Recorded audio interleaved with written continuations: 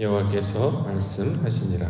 아멘. 아모스 1장 13절부터 2장 3절까지 본문입니다. 암몬과 모압을 통해 보이신 말씀, 암몬과 모압을 통해 보이신 말씀이라는 제목입니다. 오늘 본문에서는 암몬 족속, 모압 족속에 대한 말씀을 주고 있는데요. 13절 말씀 먼저 보겠습니다. 13절 말씀에 여호와께서 이와 같이 말씀하시되 암몬 자손의 서너 가지 죄로 말미암아 내가 그 벌을 돌이키지 아니하리니 이는 그들이 자기 지경을 넓히고자 하여 길르앗의 아이벤 여인의 배를 갈랐음이라 라는 말씀 주고 있습니다.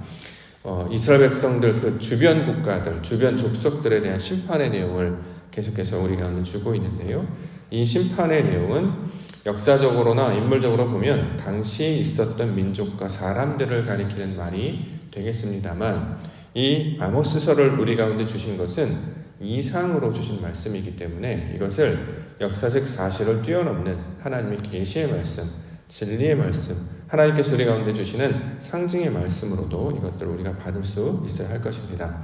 그런 의미에서 우리가 이 내용들을 받게 된다면 본문에 계속해서 등장하고 있는 이웃 국가들을 직접적으로 심판하시는 하나님에 대한 내용이 될 뿐만 아니라 우리 안에, 이스라엘 안에 여전히 남아있는 하나님의 백성 아닌 모습들, 하나님이 택하신 족속인데 택하신 족속이 아닌 속성들과 그런 모습들이 나타나고 있음을 계속해서 증거하고 있습니다. 따라서 이 하나님의 기뻐하시는 모습들이 아닌 것들, 이것들을 이방 족속들로 보여주고 있는데 이것들을 심판하셔서 이것들을 제거해 내셔서 거룩하고 정결한 하나님의 거룩한 백성이 되게 하시는 진리의 말씀으로 이것들 우리 가운데 주고 있습니다.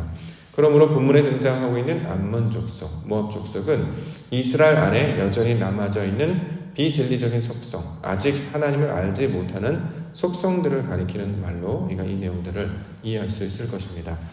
우선 암몬과 모압을 간단하게 살펴보면 암몬과 모압은 이스라엘 족속과는 혈족관계, 친족관계에 있는 족속이라고 말할 수 있을 것입니다. 유대인들의 조상은 아브라함이었죠. 자, 아브라함의 조카 롯 있었습니다. 그 롯의 후손으로 이루어진 그 자손들이 바로 암몬과 모압입니다. 자, 이들에 대해서 하나님께서는 심판의 내용을 주고 있습니다. 암몬이라고 하는 것은 백성들 이런 뜻을 가지고 있는데요. 이제 의미로는 말씀을 나타내다라는 뜻을 가지고 있습니다. 모압이라고 하는 것은 아버지로부터 이런 뜻을 가지고 있는데 의미로 살펴본다면 말씀의 근원을 가리키고 있는 말입니다. 백성들이라고 하는 게 결국 말씀을 가진 자들이 되는 것 아니겠습니까? 또 아버지라는 것은 하나님의 속성, 즉 말씀을 따르는 그 근원을 가리키고 있는 말이기 때문에 암몬과 모압도 우리가 말씀과 관련되어서 이것들을 우리 가운데 주시는구나, 이것들을 우리가 살펴볼 때에 길을 잃지 않게 될 것입니다. 즉 암몬을 이야기하고 모압을 이야기하는 것은 너희가 말씀이 근원이 되어야 된다, 말씀으로 나타내줘야 한다. 다시 말해 하나님의 거룩하신 뜻을 진리로 붙잡고 말씀을 따르고 말씀을 의지하고 말씀을 향해 나아갈 것을 가리키고 있는 말씀이 될 것입니다. 그러므로 이스라엘의 정체성과 그 거룩성은 하나님의 말씀을 온전히 듣고 순종하는 이 사실로부터 나오게 된다라는 거죠. 성도들에게 주시는 메시지도 동일합니다. 우리가 하루를 어떻게 살아야 할 것인가, 무엇을 붙잡고 살아야 할 것인가, 그 근거와 기준이 오직 말씀이 되어야 된다. 자, 이것들을 가르쳐주고 있는 것입니다. 그 하나님의 말씀이 곧 길이 되는 것이고 진리가 되는 것이고 생명이 되는 것이기 때문입니다. 오늘도 암몬과 모압 족속을 통해서 주시는 이 말씀을 따라가라 라고 하는 이 내용을 우리가 마음 가운데 새기며 주께서 주신 말씀, 그 진리를 향해 그 하나님을 향해 한 걸음 한 걸음 나아가는 우리 믿음의 한 날 되기를 소망합니다. 자, 말씀의 내용들을 살펴보면요, 암몬 내용을 먼저 우리가 살펴보기를 원하는데, 자, 암몬에 주시는 말씀을 심판의 메시지로 계속해서 주고 있어요. 그런데 이 내용을 있는 그대로 받아들이게 되면 이것들을 우리가 가지고 있는 지식으로 해석을 하게 되면 하나님은 매우 두려운 분으로 또 그렇게 묘사가 되겠죠. 본문에 따르면 암몬 족속은 13절에 자신의 지경을 넓히고자 하여 길르앗의 아이벤 여인의 배를 갈랐다, 이런 이제 구절이 나온단 말이죠. 이걸 그 구절 그대로 보게 되면 굉장히 잔인한 일, 사람을 죽인 일, 이런 말로 이제 해석이 되지 않습니까? 자, 이걸 이제 문자적으로 이제 그대로 해석한 내용인데요. 사람을 죽였기 때문에 하나님께서 그들을 심판하실 것이다. 이제 이런 내용으로 우리가 보통은 지금까지는 이제 이것을 해석해 왔습니다. 자, 그렇게 된다고 하면 하나님은 매우 두려운 분으로 우리가 인식이 될 것이고, 이스라엘 주변 국가의 모든 사람들은 매우 잔인한 족속, 항상 죄만 짓는 족속으로 이렇게 나타나게 되겠죠. 그래서 하나님의 거룩한 백성들은 늘 살리시지만 이방인 족속들은 늘 심판하는 그런 대상으로 여기게 된다라는 것입니다. 그렇게 되면 하나님의 거룩한 백성들은 늘 살아야 하는 것이 마땅하고, 반대로 그렇지 않은 자들은 늘 심판과 죽음을 당해야지만 마땅하다라고 하는 이원론에 사로잡히게 되는 것이죠. 자, 그런 뜻으로 준 내용이 아니라는 것을 우리는 반드시 먼저 기억하고 있어야 할 것입니다. 본문에 길르앗의 아이벤 여인의 배를 가르다라고 하는 번역을 그래서 영적인 의미로 우리가 해석을 해보고자 합니다. 그래야 이원론, 두 개로 나누어서 이것을 해석하지 아니하고 하나 된 것, 하나의 생각으로 이것을 통합할 수 있기 때문입니다. 이 단어들이 가지고 있는 그 영적인 의미를 해석해보면, 간단히 말해서 이 길르앗의 아이벤 여인의 배를 가르다라고 번역이 된 구절은 한마디로 영적으로 교통하게 하기 위하여 하나님께서 하시는 일을 가리키는 말로 우리가 이 일들을 이해할 수 있습니다. 다시 말해 거기에 나오는 그들의 지경을 넓히고자 하는 것. 성경에서 말하는 지경을 넓힌다라고 하는 것은 영역, 지역, 어떤 땅을 더 넓힌다라는 뜻이라기보다는 육신이 가지고 있는 상태에서 벗어나서 하나님의 뜻에 다다르는 상태를 지경을 넓히다라고 이야기합니다. 우리가 보통 기도할 때도 지경을 넓혀 주시옵소서 이런 기도하잖아요. 그래서 우리가 사는 지역, 우리가 가지고 있는 땅, 우리가 가지고 있는 어떤 거처, 이런 것들이 확장되어서 더 땅을 많이 정복하고 다스려서 더 많이 영토들을 우리가 이제 소유해야 된다, 이런 개념으로 보통들은 이해해왔다라는 거죠. 그래서 성경에서 말하는 지경을 넓히다라고 하는 것은 세상에서 말하는 땅을 하나씩 더 차지하다, 이런 것이 아니고 우리 육신의 땅, 우리 마음에 육신된 땅, 이 땅을 지경, 하나님의 말씀으로 기경하고 다스리고 정복해 나가서 육신의 소욕을 따르지 아니하고 하나님의 뜻을 따르는 자로 그 성질이 바뀌는 것, 이것을 가리키고 있는 말입니다. 그렇기 때문에 오늘 본문의 말도 하나님께서 육신의 소욕을 따르는 자들이었는데 하나님의 말씀을 따르는 자들로 바꾸어낼 것이다, 이런 내용으로 우리가 이 구조들을 받기를 원합니다. 자, 육신의 소욕에 사로잡혀 있다는 거죠. 그러한 자들을 영적으로 교통하는 자가 되게 하시겠다라는 거예요. 이것이 아모스를 통해서 주시는 하나님의 뜻입니다.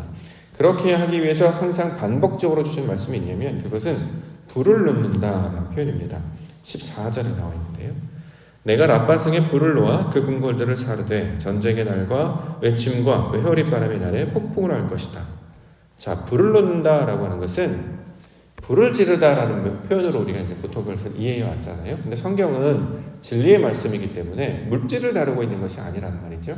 하나님의 뜻을 다루고 있는 것이기 때문에 불을 놓는다라고 하는 묘사라고 하는 것은 불, 성경에서 말하는 불이 뭡니까? 빛, 진리, 말씀을 가리키고 있는 말이잖아요. 하나님께서 빛을 비추어 주셔서 진리의 말씀을 깨닫게 해주셔서 기존에 우리가 모르고 있었던 것을 알게 하고 하나님의 것이 아닌 것들을 다 불로 살라버려서 태워버려서 깨끗하고 정결하게 하시다라는 뜻입니다. 그 다음에 보면 왕과 지도자들 나오죠. 15절. 그들의 왕은 그 지도자들과 함께 사로잡혀 가리라 여호와께서 말씀하셨느니라. 자, 왕, 그들을 다스리고 있는 머리된 자들을 가리키고 있는 말이죠. 육신의 소욕에 붙잡혀 있는, 즉 자신이 주인이 되어 있는 자들이 하나님의 진리의 말씀으로 말미암아 사로잡혀가고 내 생각이 하나님의 그 주권으로 말미암아 사로잡혀가고 내 뜻이 무너지고 하나님의 뜻으로 채워질 것이다. 그래서 영적으로 교통하는 자가 되게 하시겠다라고 하는 의도가 만문죽성을 주신 말씀으로 우리가 오늘 주고 있다는 거죠. 이렇게 하지 않으면 길을 잃어버리게 됩니다. 여기에 만약에 이걸 이방 족속들을 심판하는 하나님에 관한 이야기로 받아들이면 마치 기독교 국가가 비기독교 국가를 침략해도 좋다라는 그런 결론이 나와버리기 때문에 그렇게 이원론을 해석하지 아니하고 하나로 주신 말씀의 뜻으로 이것들을 살펴보기를 원합니다.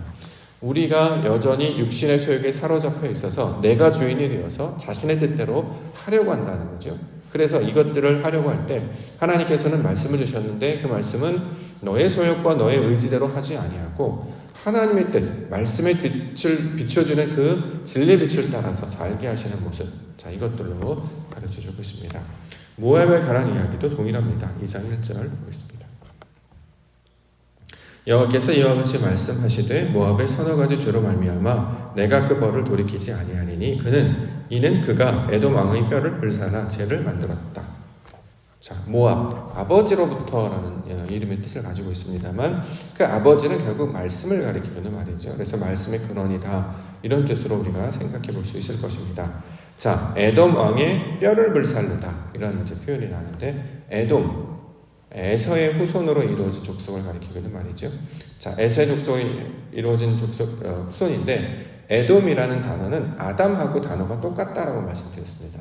자, 아담을 하나님의 말씀으로 바꾸어서 하나님의 속성을 가진 그 아담을 만드시는 일이 하나님의 창조와 구원 사역이었어요. 그런데 말씀을 따르지 아니하고 여전히 육신을 따라 사람의 아들들이 되는 것이 그 결과가 에돔이라는 걸로 이제 나타나게 되었죠. 그래서 에돔은 육신을 따르는 자들의 모형을 가리키고 있는 말입니다. 그래서 나중에 이 에돔 족속을 따라서 등장한 왕이 헤롯이죠.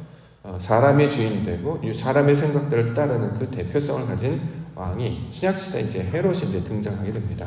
자, 이렇게 말씀을 따르지 아니하고 육신의 소욕을 따르고자 하는 그 에돔 왕의 뼈를 불살르다, 이런 말로 나옵니다.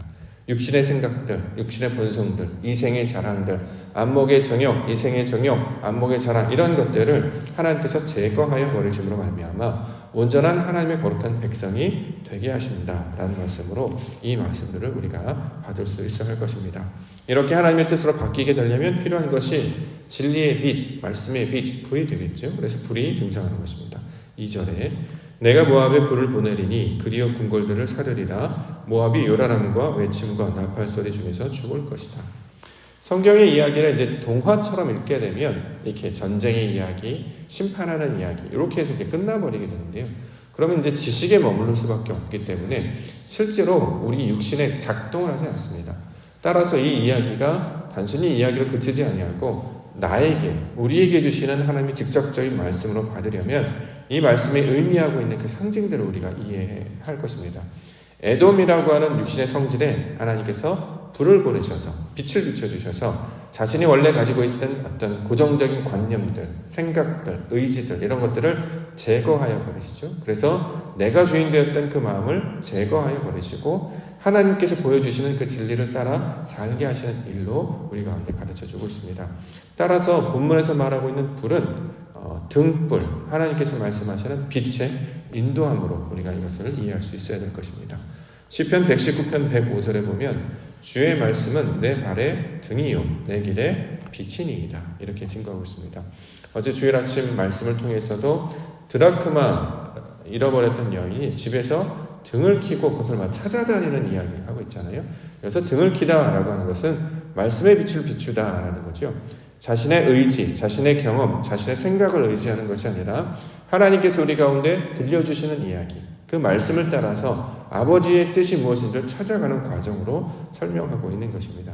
그래야 그것이 바로 말씀의 속성이 되는 것이고 하나님께서 의도하시는 하나님의 뜻이 되기 때문입니다.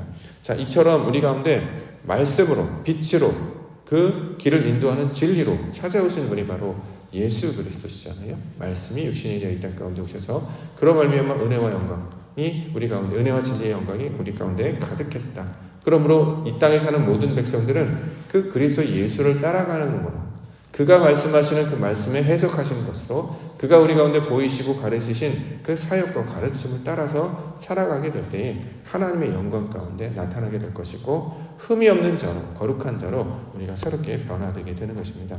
그래서 이전에는 땅의 것만 쫓아서 살던 자들이 말씀을 따라 살게 되면 위의 것을 따라 사는 자들로 바뀌게 되죠.